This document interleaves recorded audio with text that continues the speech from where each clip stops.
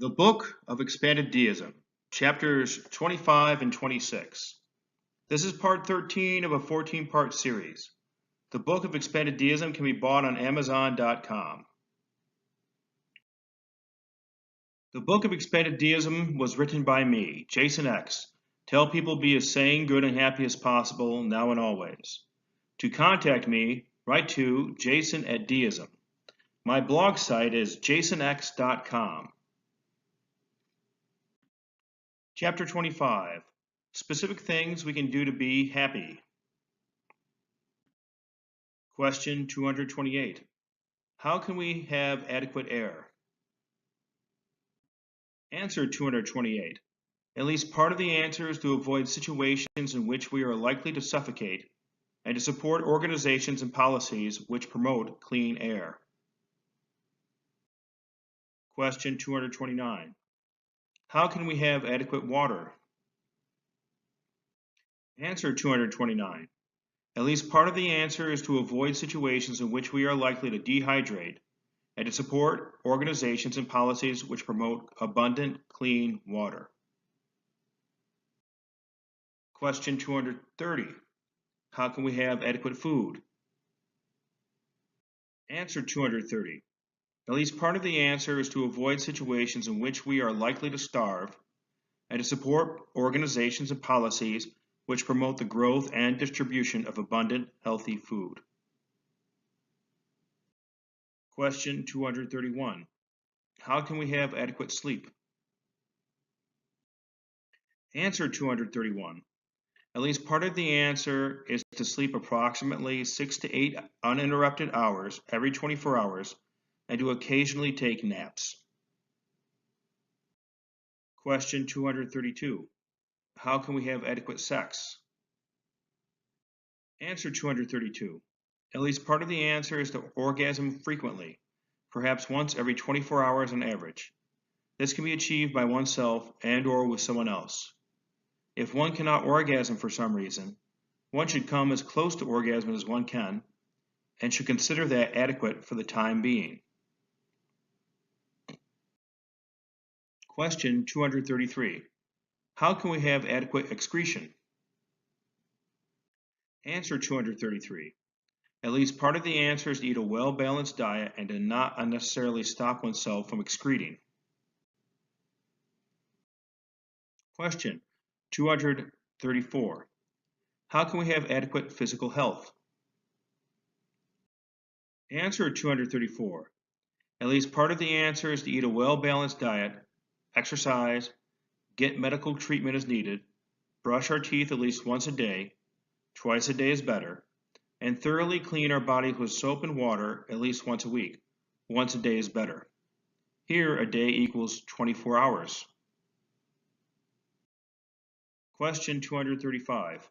How can we have adequate mental health? Answer 235. At least part of the answer is to have adequate air, water, food, sleep, sex, excretion, physical health, financial security, friends, family, lovers, self-respect, respect from others, freedom, and to come close to being the best that we can be at many worthwhile activities. Question 236. How can we have adequate financial security? Answer 236. At least part of the answer is to make more money than we spend and to support organizations and policies which promote financial security. Question 237. How can we have adequate friends? Answer 237. At least part of the answer is to obey the perfect golden rule and to work on our relationships with those we want as friends. Question 238. How can we have an adequate family? Answer 238. At least part of the answer is to obey the perfect golden rule and to work on our relationships with those family members we want to have strong relationships with. If a particular family member is frequently cruel to us, we can stop or greatly reduce our interactions with her or him, and/or all our family is absent from our life for some reason. We can develop adequate friendships that feel like family relationships. Thus, in effect, we can adopt a mother, father, grandmother, grandfather, sister, brother, etc. Question 239. How can we have an adequate lover? Answer 239.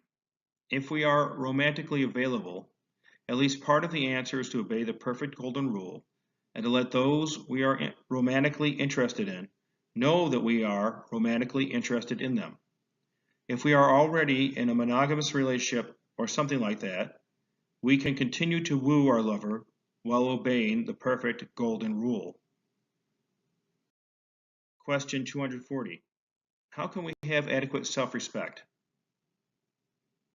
Answer 240. At least part of the answer is to realize that we are valuable just because we are living humans. Not only that, we are admirable because of our skills, kindness, and potential to do what is right. Question 241. How can we have adequate respect from others? Answer 241. At least part of the answer is to try to be wise all the time. Wisdom means knowing and choosing the best choice. Question 242. How can we have adequate freedom? Answer 242. Freedom means being able to do what one wants to do. At least part of the answer is to the question is to avoid unnecessary and undesirable commitments and to support organizations and policies which promote freedom. Question 243. How can we adequately come close to being the best that we can be at many worthwhile activities? Answer 243. At least part of the answer is to set the right goals and to do what it takes to achieve them. Always trying to learn and improve helps greatly in setting and achieving the right goals. Chapter 26, Expanded Deism. Question 244. What is a philosophy? Answer 244. A philosophy is a system of beliefs about the meaning of life which is based on reason. Question 245. Why do most people need a philosophy? Answer 245. Most people need a philosophy for at least two reasons. One, we have to make choices, and philosophy helps us decide what to choose. Two, we are curious. We want to know the ultimate reason that things exist and what one should do about these things. Question 246. What is deism? Answer 246. Deism is the philosophy that one should base all of one's beliefs on reason, and that reason leads one to conclude that the divine exists or at least probably exists. Question 247. Is deism in and of itself a sufficient philosophy to live life? Answer 247. The two teachings of deism are true and good, but most, if not all, people need to believe more than these teachings to be as sane, good, and happy as possible. Question 248. What is expanded deism? Answer 248. Expanded deism is a speculative form of deism which is designed to give its adherents a sufficient philosophy in and of itself. It is called expanded deism because it expands on the two teachings of deism. Question 249. What does one need to do to be considered an expanded deist? Answer 249. To be considered an expanded deist, one only has to do three things. 1. Claim to be an expanded deist. 2. Not purposefully change the true meaning of the Book of Expanded Deism by adding written material to it or taking written material from it.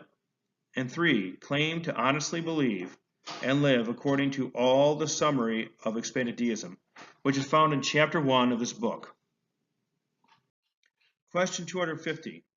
What is a real expanded deist and what is a fake expanded deist? Answer 250.